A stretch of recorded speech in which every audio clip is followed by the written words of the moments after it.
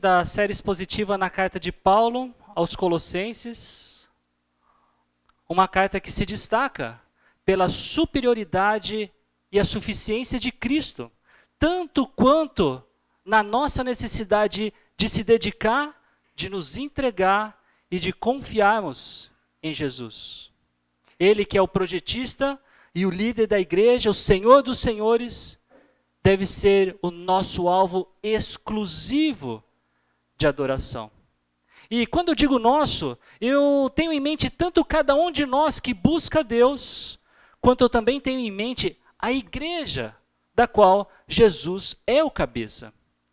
E quando eu falo que ele deve ser o alvo exclusivo de adoração, eu penso muito no quanto o nosso contexto religioso se parece com o contexto religioso de Paulo, quando ele escreveu aos Colossenses.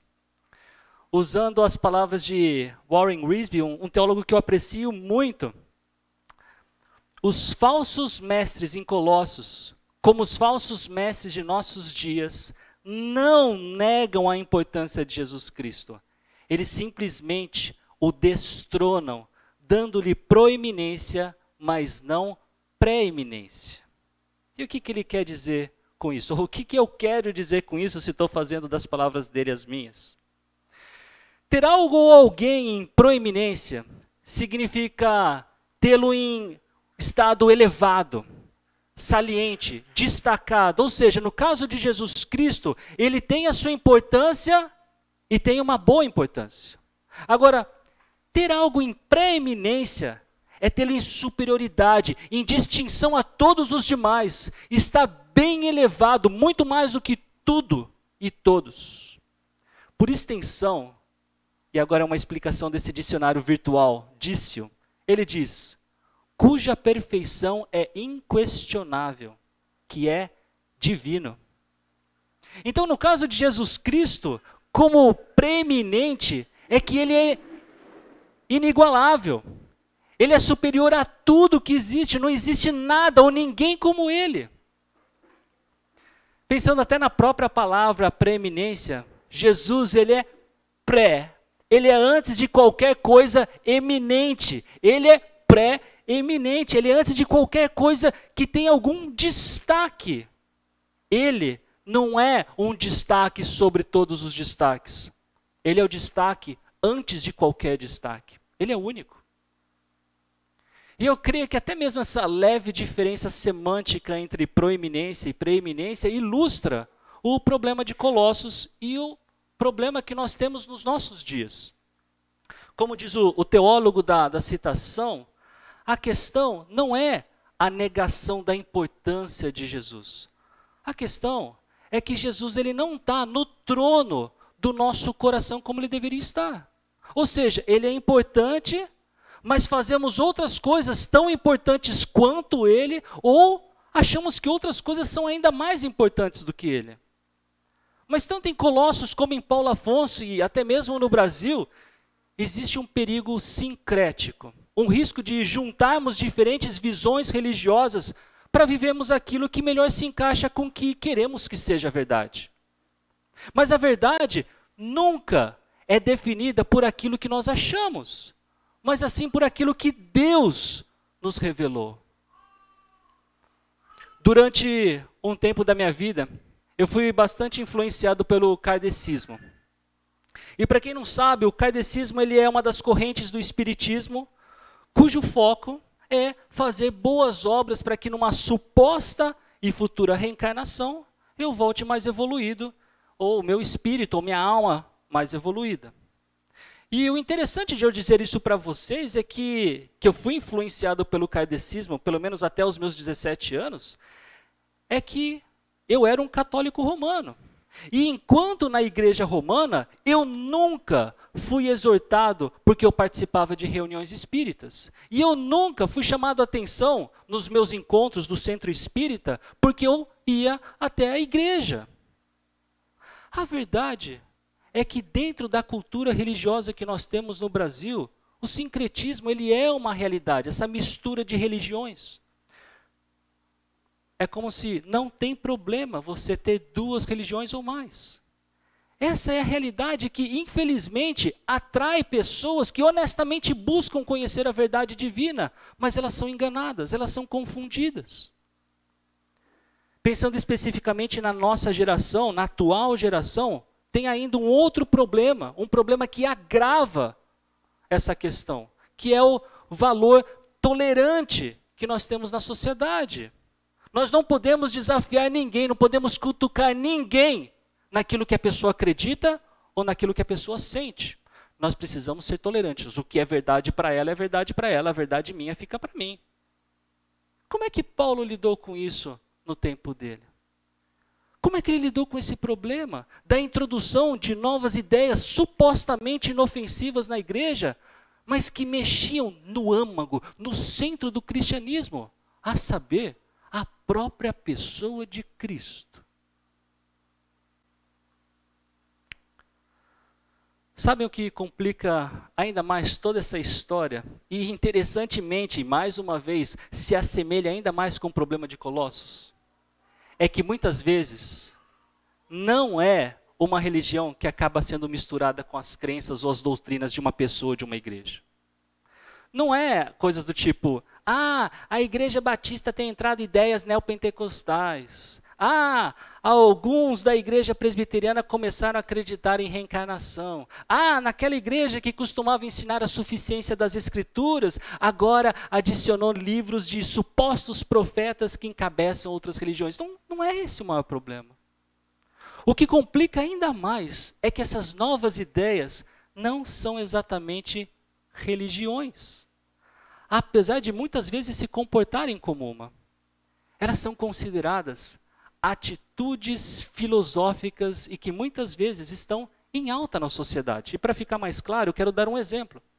O feminismo não é uma religião, mas somente quem conhece a história sabe que a onda feminista da década de 70 mexeu e se infiltrou a tal ponto nas igrejas de hoje em dia que elas abraçam a homossexualidade e uma suposta ideologia de gênero. E tudo isso como se fosse verdade de Deus. Acredite ou não, a história mostra isso. Isso é consequência das bandeiras que foram levantadas naquela época. Uma das formas mascaradas de influência feminista dentro da igreja, de novo, feminismo não é uma religião,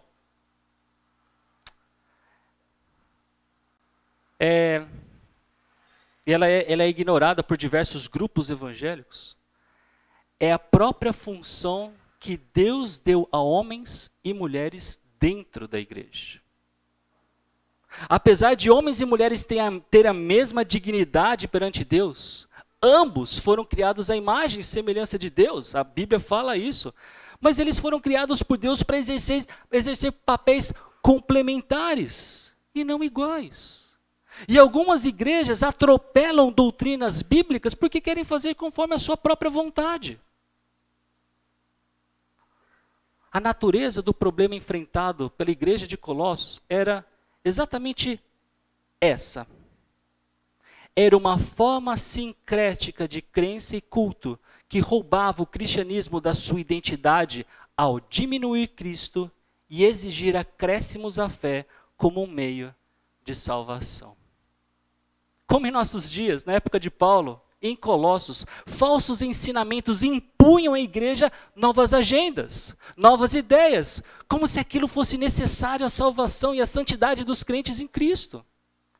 E quando qualquer coisa era acrescida como se fosse necessária, minava a suficiência e a superioridade de Cristo, que ele tinha e ainda tem.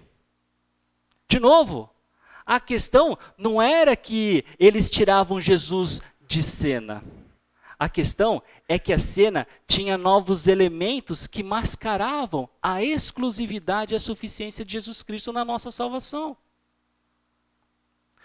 Por exemplo, Paulo fala no capítulo 2, versículo 8 de Colossenses, das filosofias vãs e enganosas. Essas filosofias eram pensamentos judaicos de tradição humana que enganosamente ofereciam conhecimento especial.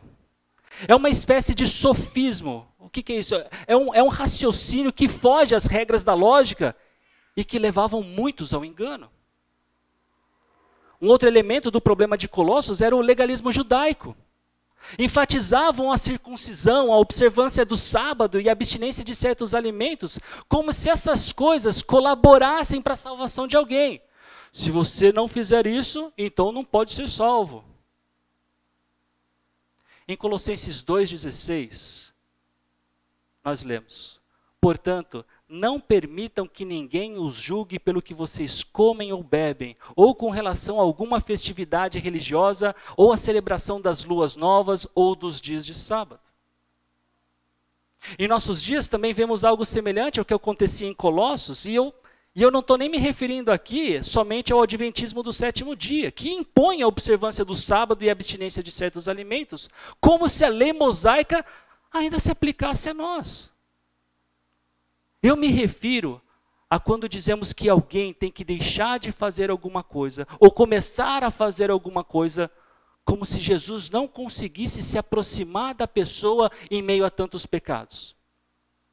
A ideia, meus irmãos, é ajudarmos as pessoas a ver a mão de Jesus, que já está estendida, para que então Ele mude o coração das pessoas, para que elas sejam transformadas. Nós não temos o poder de transformar as pessoas para que elas enxerguem Jesus. Nós só podemos mostrar a mão de Jesus, que já está estendida. Ele transforma.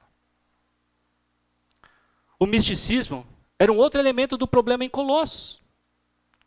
Também não era uma religião, mas influenciava negativamente as pessoas a adorarem anjos e seres celestiais, ao invés do Criador dos anjos e desses seres celestiais. Quanto a isso, Paulo escreve em 2,18. Não permitam que ninguém que tenha prazer numa falsa humildade e na adoração de anjos os impeça de alcançar o prêmio. Tal pessoa conta detalhadamente suas visões e sua mente carnal a torna orgulhosa. E por fim, o ascetismo também era mais um elemento no problema entre os colossenses. Era um estilo de vida que via o corpo como sendo mal e por isso represavam qualquer coisa que fosse instintiva. Por exemplo, como o prazer de você comer uma fruta gostosa. Ai, que bom. Não, isso não. Você tem que represar isso. Existe uma outra onda do ascetismo que encorajava o estilo de vida sensual. Por quê? Afirmava que o corpo e a alma não tinham relação um com o outro. E que o que era feito com o corpo não tinha como afetar a alma. Então faça o que você quiser com o seu corpo. Mas Paulo escreve em capítulo 2, versículos 20 a 22. Já que vocês morreram com Cristo para os princípios elementares deste mundo, por que é que vocês então, como se ainda pertencessem a ele, se submetem a regras? Não manuseie, não prove, não toque. Todas essas coisas estão destinadas a perecer pelo uso, pois se baseiam em mandamentos e ensinos humanos. E por que eu estou dizendo tudo isso para vocês? Por que essa introdução tão longa? Porque não é por menos que no capítulo 1 de Colossenses, Paulo, ele apresenta Deus, e em especial Jesus Cristo, com uma intensidade que não existe nada igual em toda a Escritura. Nenhum trecho das Escrituras é tão profundo e intenso para falar de Cristo como Colossenses capítulo 1. No começo do versículo 13, sobre o Pai, Paulo diz: Ele nos resgatou. Nós estávamos correndo o risco de passar a eternidade longe de Deus, mas Ele nos resgatou. Nós fomos resgatados do poder de Satanás. Ainda no versículo 13, o Pai nos transportou para o reino do seu Filho amado. O Pai não nos resgatou para que vivêssemos de qualquer forma ou em qualquer lugar. Ele nos transportou para o reino de Jesus, para o time dos vencedores. Quando Deus resgatou o seu povo, Israel, do Egito, quando Ele resgatou da escravidão egípcia, Ele tinha um alvo, e um alvo claro para onde enviá-los. Deus os transportou para a terra que Ele já havia prometido. E que Ele dizia, manava leite e mel, as pessoas que testemunhavam daquela terra. Agora, sobre o Filho Jesus, Paulo diz, nele temos a redenção. Essa palavra significa soltar ou libertar um prisioneiro mediante o pagamento de um resgate. Aqui não significa que Jesus tinha que pagar alguma coisa para Satanás. Significa que a sua morte, a morte de Cristo na cruz, pagou pelo preço que cada um de nós tinha que pagar por causa do nosso pecado. A minha pena foi paga quando eu confiei de todo o meu coração no que Jesus fez por mim. Paulo também diz, nele temos o perdão dos pecados. Redenção e perdão caminham juntos. A palavra que é traduzida por perdão aqui significa enviar para fora, ou mandar embora, ou cancelar uma dívida.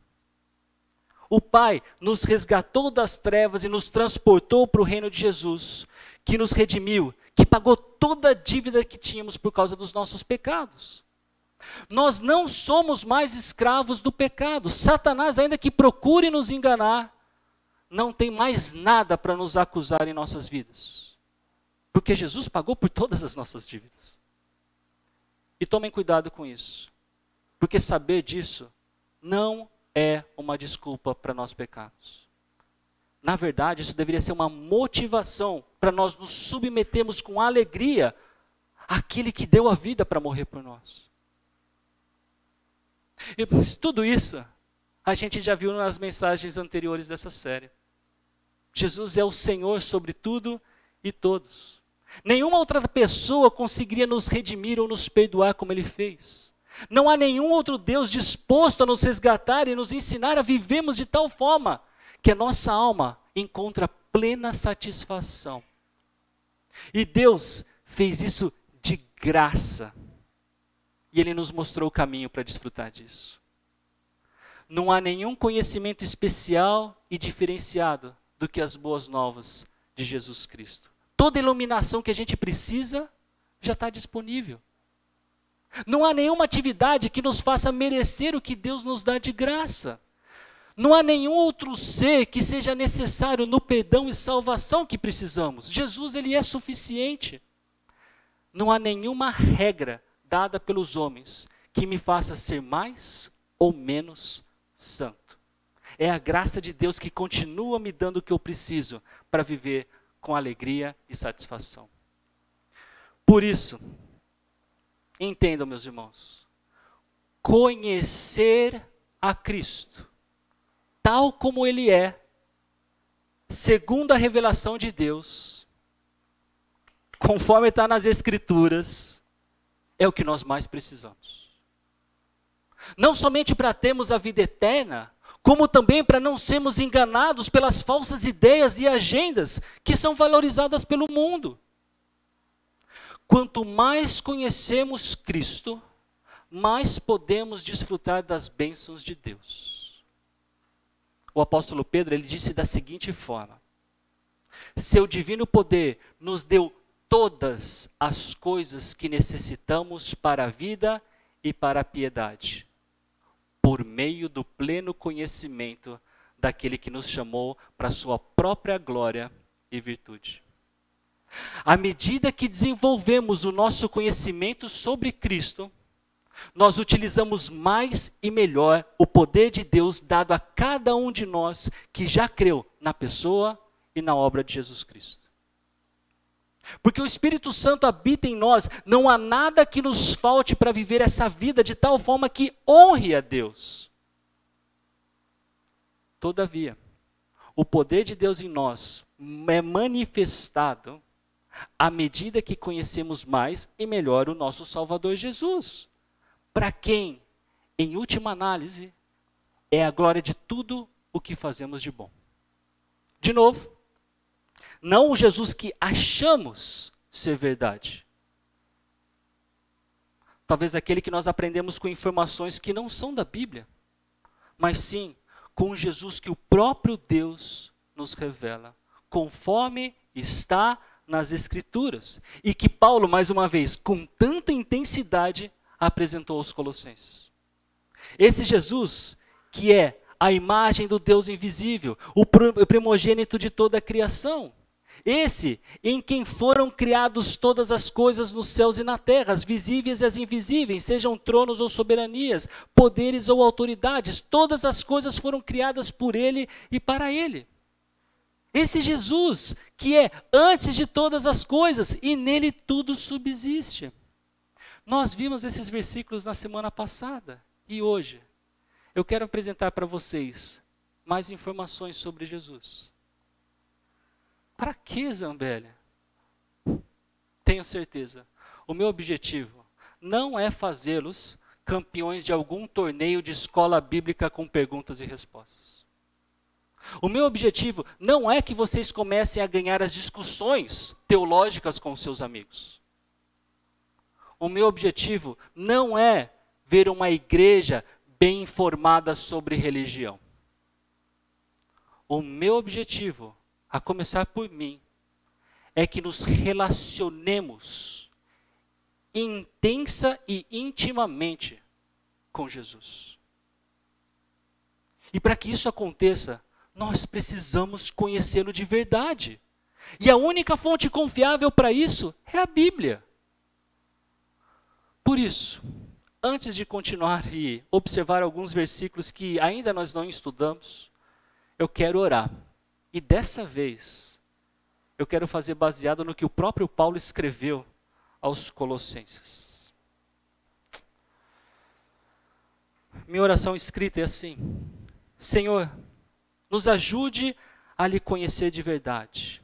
Nos ajude a conhecermos o Senhor com profundidade. Queremos nos relacionar com o Senhor com intimidade.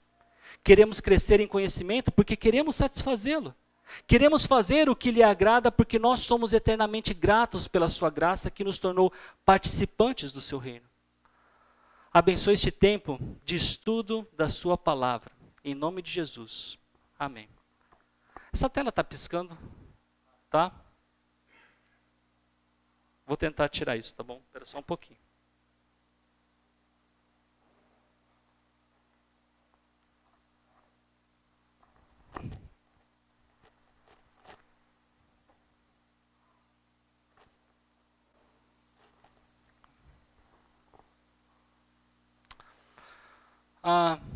No início do nosso trecho de hoje, que começa no versículo 18 de Colossenses 1, Paulo, ele apresenta 4 verdades sobre Cristo e a igreja.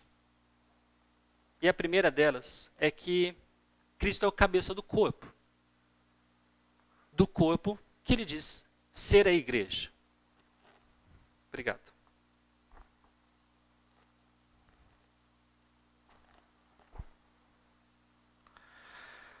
O sentido aqui ensinado por Paulo não é meramente como de uma empresa.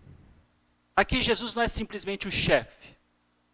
Ele é o responsável por direcionar todo o corpo que não tem vida sem ele. A cabeça e o corpo formam um organismo inseparável. E Jesus coordena todo o corpo, cada parte dele. O meu papel aqui como pastor não é criar um caminho para que a gente siga enquanto comunidade fonte. É, como parte do corpo, ecoar aquilo que é a cabeça e nos direciona a fazer. Além disso, é dito que Cristo é o princípio. O contexto sugere que Cristo é a base e o criador da igreja. Quando Paulo nos ensina em Efésios, ele diz no capítulo 1, versículo 4, que nós fomos escolhidos nele, em Jesus. Ou seja, ele é o princípio, ele é a base disso tudo. E a referência aqui, quando eu falo disso tudo, aqui, eu não estou me falando do local dessas paredes aqui exatamente. Mas eu faço referência a nós enquanto comunidade, enquanto igreja, enquanto pessoas que creram em Cristo, que estão aqui para louvá-lo, para adorá-lo, para aprender da palavra dele.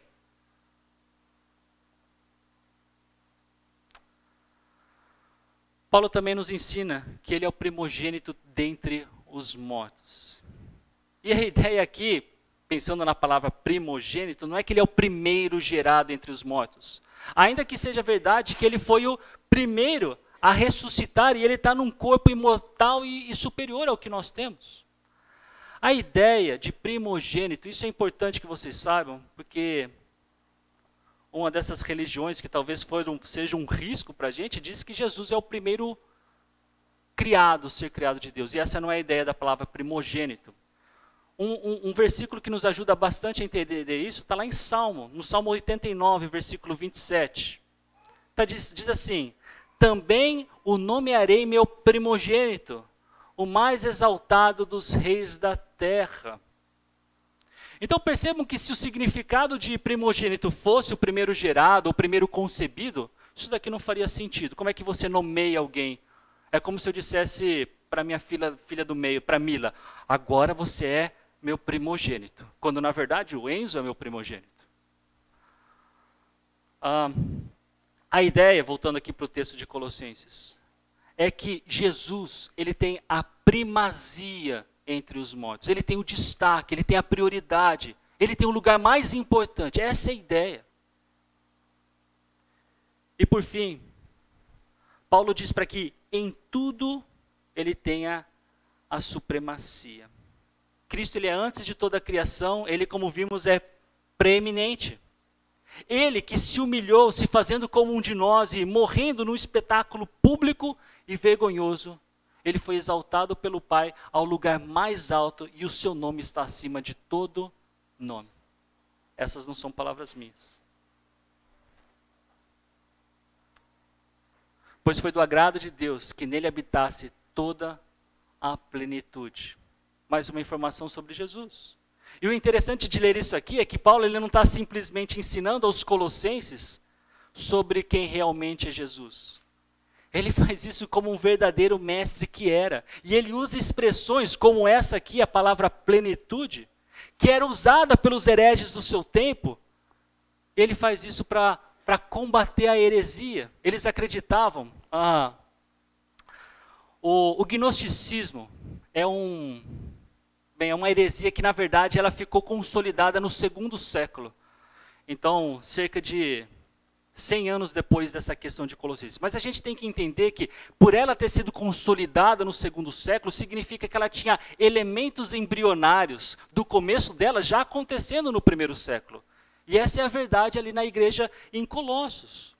E eles usavam essa palavra plenitude para se referir aos poderes e aos atributos das divindades em que eles acreditavam. E Paulo está dizendo, a plenitude não está espalhada entre essas divindades. Ela está concentrada em Cristo.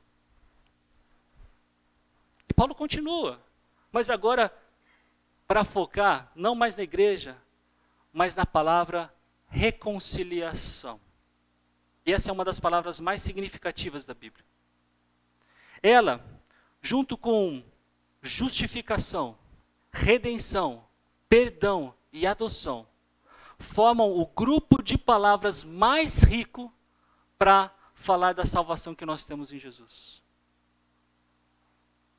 Na justificação, nós temos a ideia do culpado sendo declarado justo. Na redenção, nós temos a ideia do escravo sendo declarado livre. No perdão, a ideia é do devedor tendo a sua dívida cancelada. Na adoção, é a ideia do estrangeiro se tornar filho.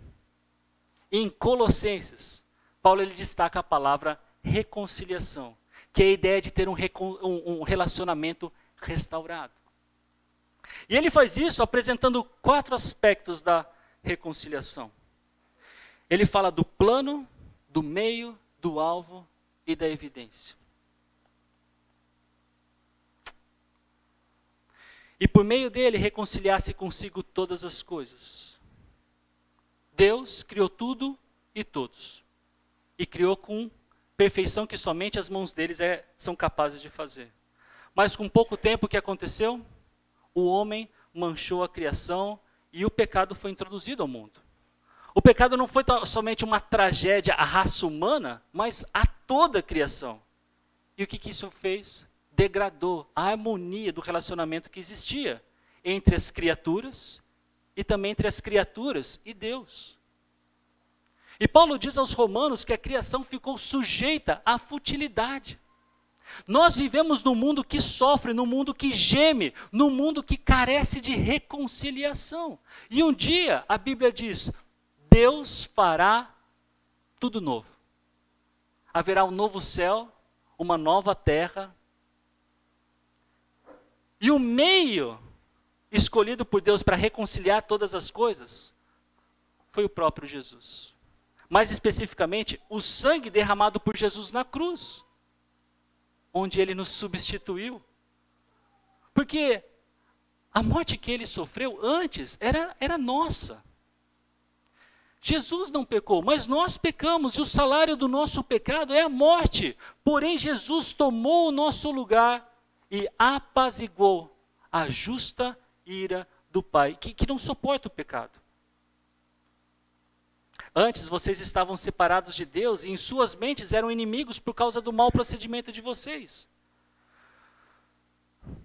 Queridos, se você ainda não creu em Jesus Cristo, esse Cristo que Paulo está apresentando, sendo direto e reto, você ainda não é amigo de Deus. Você ainda não é filho de Deus.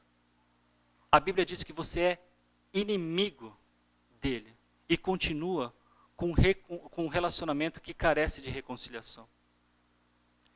Nesse sincretismo, nessa mistura religiosa que nós temos no nosso país, é comum nós sermos contaminados com ideias que nos levam a pensar que nós devemos fazer alguma coisa de bom, uma boa obra para que haja essa reconciliação. Mas olha o que Jesus disse. Porque a vontade de meu Pai é que todo que olhar para o Filho e nele crer, tenha vida eterna, e eu ressuscitarei no último dia. Vocês querem ganhar pontos com Deus? Faça a vontade do Pai. Qual é a vontade do Pai? É crer no Filho. Olha o que o profeta Jeremias disse, se a gente quiser ganhar pontos com o Pai. Mas quem se gloriar, glorie-se nisso, em compreender-me e conhecer-me. Pois eu sou o Senhor e ajo com lealdade, com justiça e com retidão sobre a terra, pois é dessas coisas que me agrado. Sem Deus a gente não produz nada de bom. Jesus, de novo, foi quem disse aos seus discípulos que se não permanecer nele, ninguém pode dar fruto. Sem ele não podemos fazer coisa alguma que preste. Paulo, usando o Antigo Testamento, ele disse, como está escrito, não há nenhum justo, nenhum sequer. Não há ninguém que entenda, ninguém que busque a Deus. Todos se desviaram, tornaram-se juntamente inúteis. Não há ninguém que faça o bem, não há um sequer. Se queremos ser reconciliados com Deus, o único meio é Jesus. Especificamente o que de Jesus?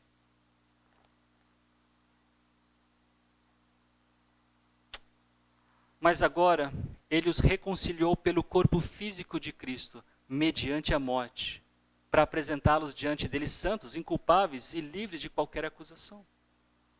Muitos creem que Jesus existiu e que ele foi um bom homem. Muitos creem que Jesus ensinava com muita habilidade. Muitos creem que Jesus ele foi um divisor de águas na nossa história. Não é por menos que nós temos uma época que é antes de Cristo e uma que é depois de Cristo.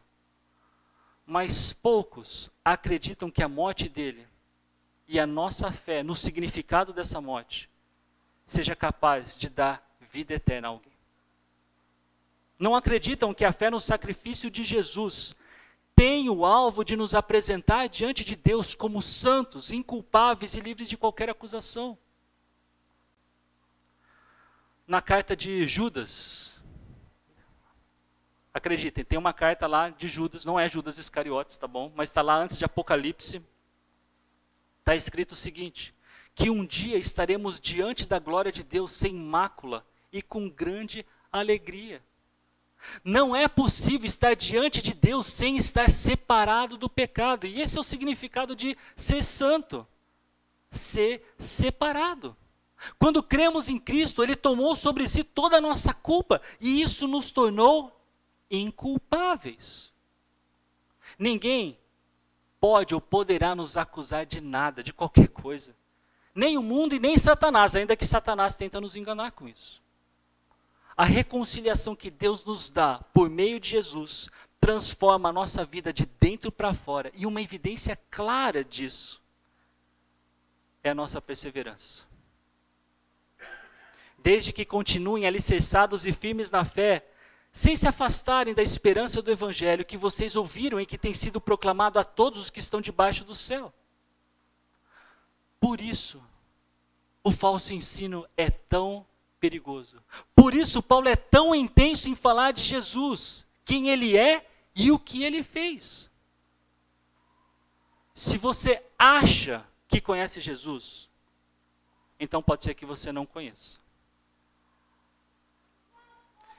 Então pode ser, se você não conhece ele, que você não faz parte dessa igreja. Não falando da fonte, estou falando da igreja de Cristo. Então pode ser que você não foi reconciliado com Deus. Então pode ser que você não tenha vida eterna.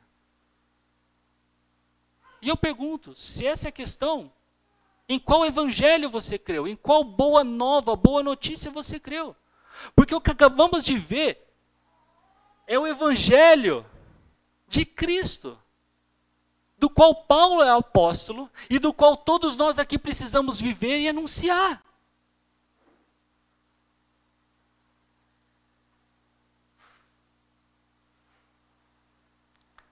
A igreja de Colossos sofria com os falsos ensinos que atacavam a igreja e Paulo precisou alertá-los e ensiná-los.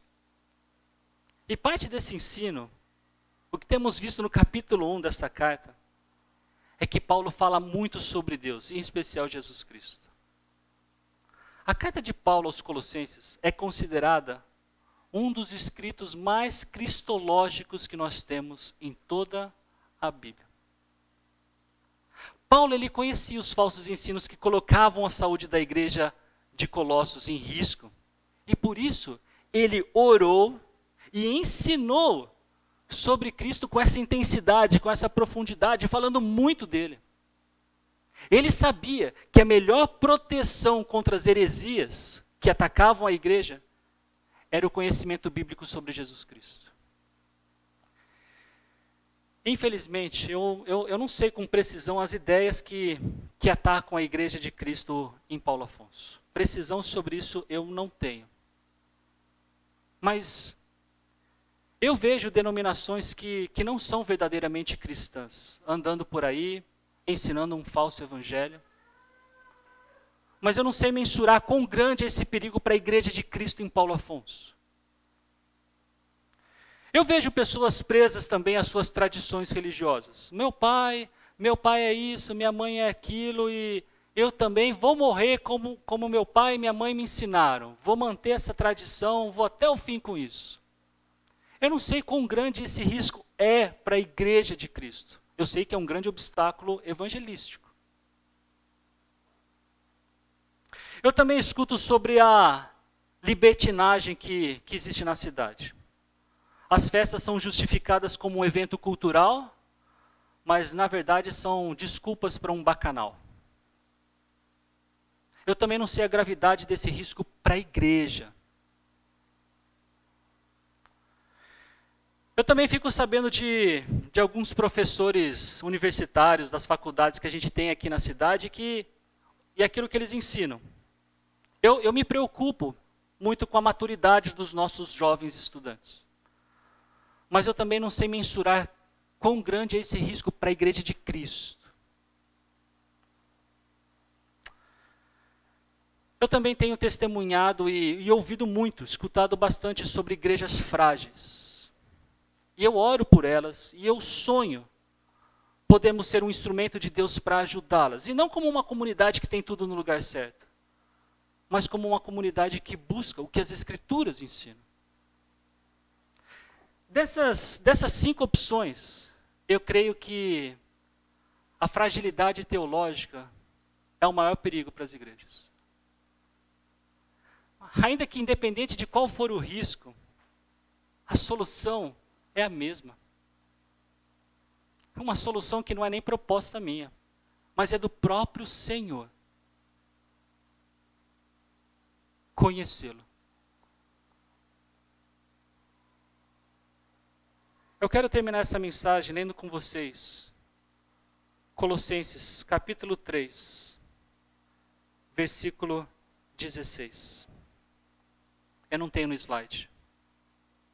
Diz assim: habite ricamente em vocês a palavra de Cristo. Ensinem e aconselhem-se uns aos outros com toda a sabedoria.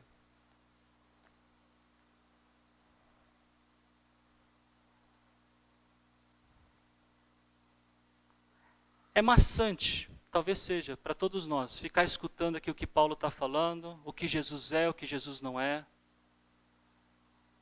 Mas se a gente não se dedicar a realmente entendê-lo, a saber quem ele é, nós nunca teremos a intimidade que nós precisamos para desfrutar das promessas que ele já tem para a igreja.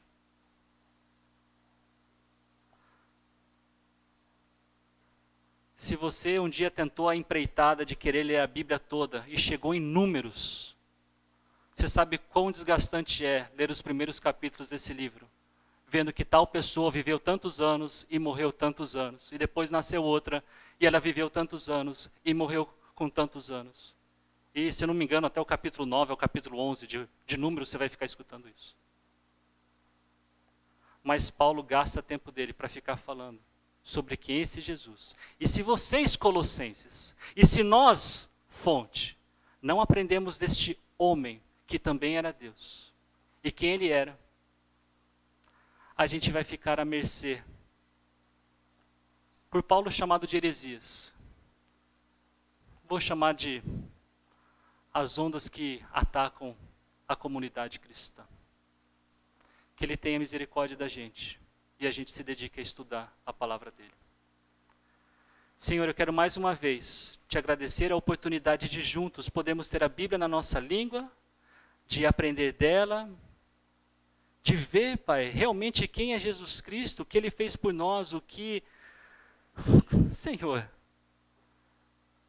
Jesus não é um deusinho qualquer. E a gente aprende sobre quem ele é, conforme a tua palavra. Nos ensine, Pai, nos ensine cada dia mais. A ponto de ficarmos admirados com o Senhor. A ponto de ficarmos desejosos, Pai, de não querer mais nada, a não ser o Senhor. Pai, eu falo por mim mesmo. Muitas vezes encantado com outras coisas, me perco o foco, Pai. E eu peço para o Senhor ajuda. Ajuda para continuar estudando a Tua Palavra. Ajuda para entender a Tua Palavra. Ajuda para viver a Tua Palavra. Ajuda para anunciar a Tua Palavra.